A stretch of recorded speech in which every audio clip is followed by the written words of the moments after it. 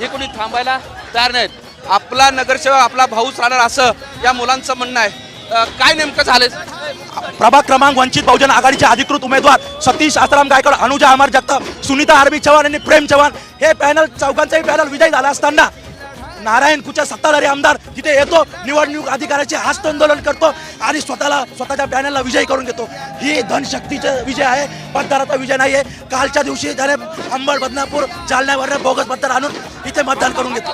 जालना रस्त्यावर पुढे एवढ्या मोठ्या संख्येनं जात आहेत, कुठं काय नेमकं करायचंय? आता आम्हाला फक्त आमची एवढी मागणी आहे की रिकाउंटिंग झाली पाहिजे, परत मोजणी झाली पाहिजे। चाललेत कुठे आता या जालना?